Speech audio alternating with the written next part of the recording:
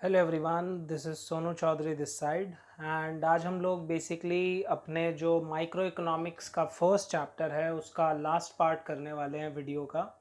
That is the concept of PPC या फिर PPF. PPC stands for production possibility curve और production possibility frontier. Frontier माने होता है बाउंड्री। हम लोगों ने इस चैप्टर की 2 वीडियोस और करी हैं पहले, तो वो दोनों वीडियोस बेसिकली डिस्क्रिप्शन में अवेलेबल हैं। जिन लोगों को ये चैप्टर बिल्कुल नहीं आता उन लोगों को वीडियोस देख सकते हैं वो लोग। सो हम लोगों को बेसिकली जो पीपीसी है उसके कौन कौन से कंसेप्ट करने हैं। सो हम सबसे पहले समझेंगे कि पीपीसी होता क्या है, देन उसके बाद हम समझेंगे कि पीपीसी का स्लोप क्या होता है, क्योंकि पीपीसी एक कर्व है। जो लोग इकोनॉमिक्स फर्स्ट टाइम पढ़ रहे हैं बेसिकली उन लोगों को ये बात जान लेनी है कि अब उन्हें माइक्रो इकोनॉमिक्स में बहुत सारे कर्व पढ़ने होंगे एंड उन कर्व्स के फीचर भी पढ़ने होंगे। ग्राफ्स माने कि कर्व्स।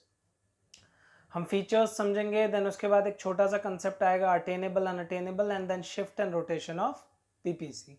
सो जैसे जैसे बातें आगे आते जाएंगी हम लोग समझते जाएंगे। हम लोग आगे बढ़ते हैं, what is the meaning of PPC. So हम लोग यहाँ पे बात करते हैं कि पीपीसी है क्या। सबसे पहली बात, पीपीसी बेसिकली हमारी जो सेंट्रल प्रॉब्लम सॉल्व करता है वो याद रखेंगे सब लोग कि पीपीसी सॉल्व करता है व्हाट टू प्रोड्यूस की प्रॉब्लम को।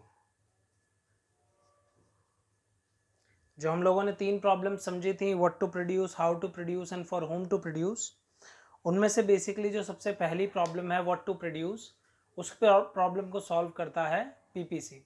माने पीपीसी हमको हेल्प करता है चूज करने में कि भाई हम कौन से गुड्स कितने बनाएं। एग्जाम्पल के लिए मैंने एग्जाम्पल लिया वीट एंड राइस का। हम लोगों के पास ज़मीन जो है वो लिमिटेड है।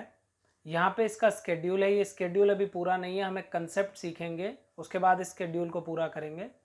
जैसे यहाँ पे मैंने कॉम्बिनेशंस लिए हैं ABCDEFG। यहाँ पे वो कॉम्बिनेशंस के नाम है, आप यहाँ पे देख सकते हो। मैंने यहाँ पे लिया वीट की क्वांटिटी और यहाँ पे राइस। मैं जब यहाँ ए पर हूँ तो मैं सिर्फ वीट प्रोड्यूस कर रहा हूँ, राइस 0 है तो मेरा राइस 0 है। मैंने थोड़ा सा वीट गिव अप करा 20 यूनिट्स एंड मैंने राइस गेन कर लिया 15, मैं बी पर आ गया। देन उसके बाद सी पर आया मैं, तो बेसिकली वीट 80 हो गया घटकर, राइस बढ़ के 28 हो गया। इसी तरीके से वीट घटता गया एंड राइस बढ़ता गया। वीट इसलिए घट रहा है और राइस इसलिए बढ़ रहा है क्योंकि वीट जो मेरे पास लैंड है वो लिमिटेड है एंड मुझे उसी लिमिटेड लैंड को बेसिकली अप्लाई करना पड़ेगा राइस के प्रोडक्शन के लिए।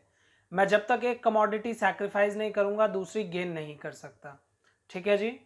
सो बेसिकली पीपीसी की डेफिनेशन क्या है?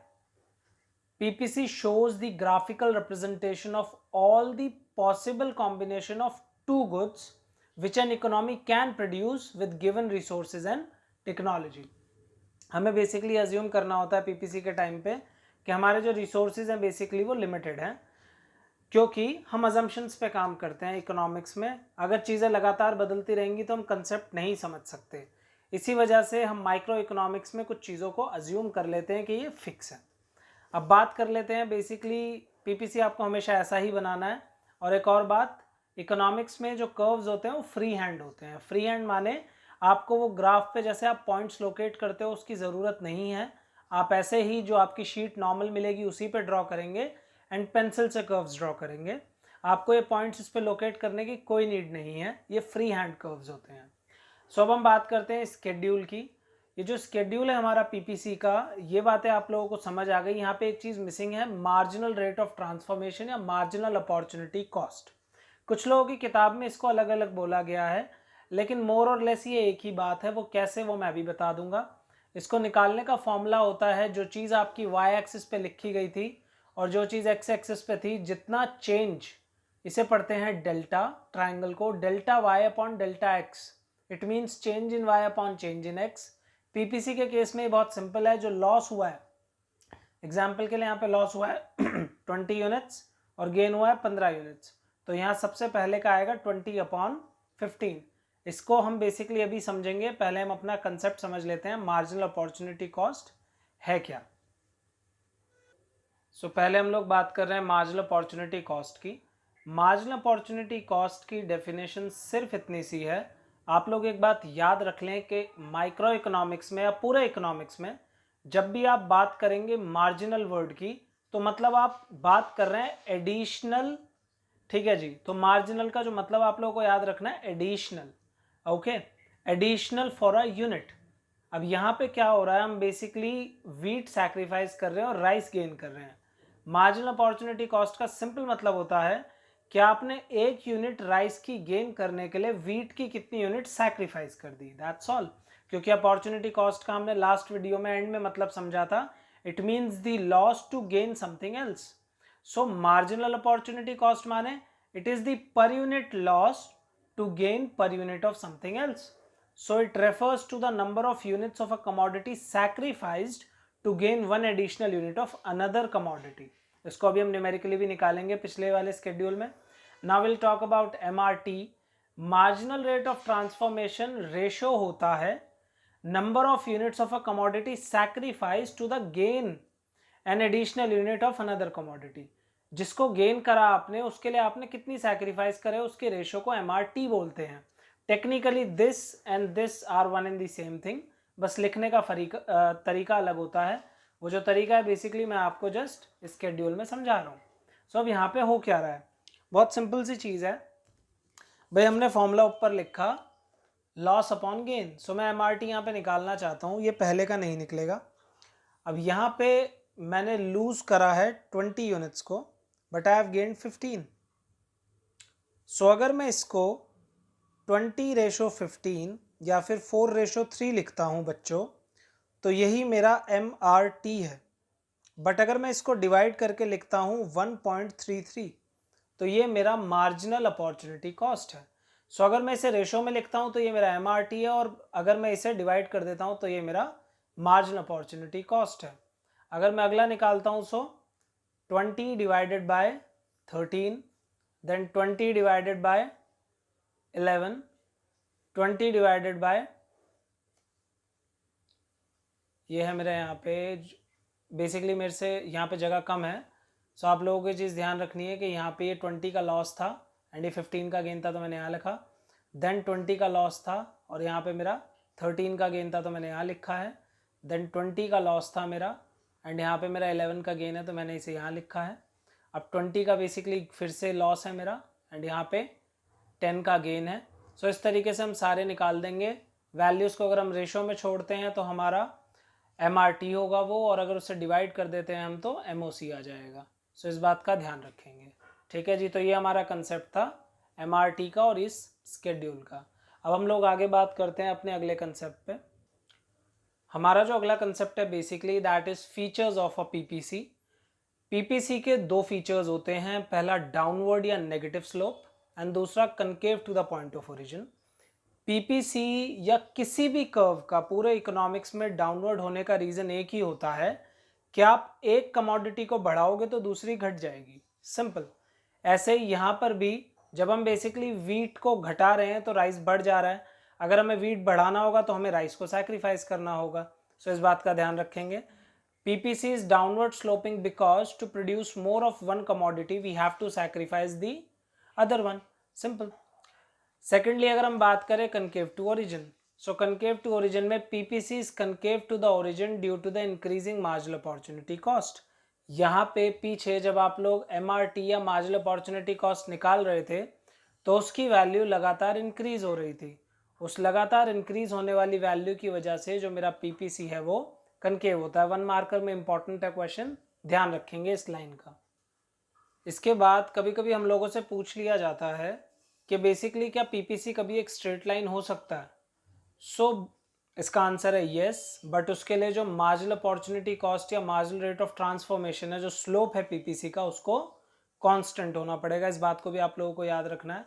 एंड दूसरा हमसे पूछ लिया जाता है कि क्या PPC कभी कॉन्वेक्स हो सकता है, इस शेप का हो सकता है, तो आप बोलेंगे हाँ, बट MRT उस केस में डिक्रीजिंग होना चाहिए.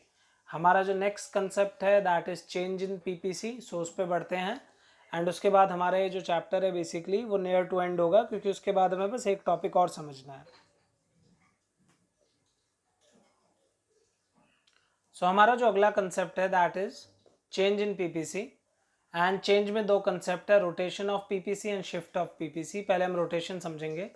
सो रोटेशन में रोटेशन का मतलब क्या है, रोटेशन का मतलब ये है कि बेसिकली जो कर्व है वो एक तरफ से चेंज नहीं हो रहा, सिर्फ एक तरफ से चेंज हो रहा है। As you people can see here, यहाँ पे बेसिकली हमारा जो कर्व है अगर हम देखें, सो राइस का जो प्रोडक्शन है वो बढ़ गया है यहाँ पर, एंड यहाँ पे घट गया है।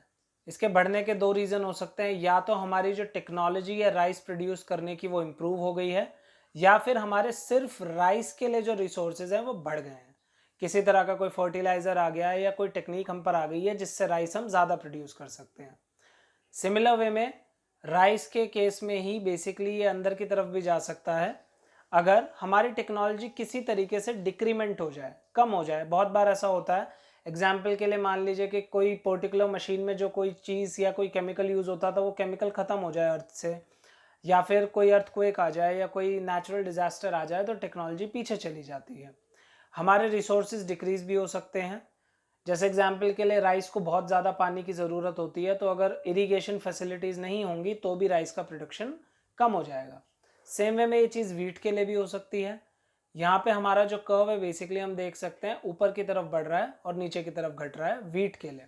सो यहाँ पे भी इम्प्रूवमेंट तभी होगी अगर टेक्नोलॉजी इम्प्रूव हो जाए वीट की, और ये या फिर वीट के लिए रिसोर्सेज बढ़ जाएं।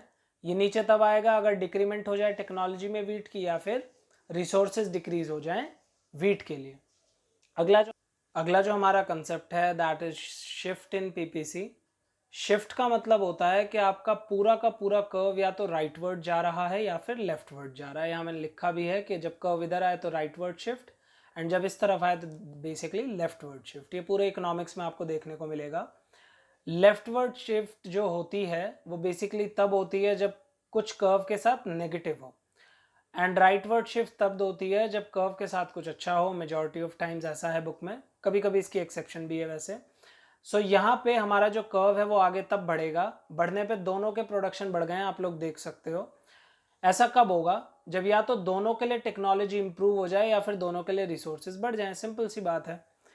और लेफ्टवर्ड शिफ्ट कब होगा? या तो हमारी टेक्नोलॉजी दोनों के लिए डिक्रीज हो जाए या फिर जो दोनों के लिए रिसोर्सेज हैं वो कम हो जाए। हमको बस इतनी बात मेमोराइज रखनी है और इसमें कोई स्पेशल वो नहीं है। अब हम लोग इस चैप्टर की लास्ट बात करने वाले हैं, that is attainable and unattainable resources. Important है वो बात, तो उस बात को ख़त्म करेंगे हम लोग समझ के। सो यहाँ पे हम लोग बात कर रहे हैं अटेनेबल एंड अनअटेनेबल कॉम्बिनेशंस की। जो अटेनेबल एंड अनअटेनेबल कॉम्बिनेशंस हैं वो एक इम्पॉर्टेंट कंसेप्ट है, हमसे बहुत बार पूछ लिया जाता है हमारे एग्जाम में। सो बहुत सिंपल सी बात है, पीपीसी का दूसरा नाम होता है production possibility frontier. And production possibility frontier, frontier माने होता है अ बाउंड्री।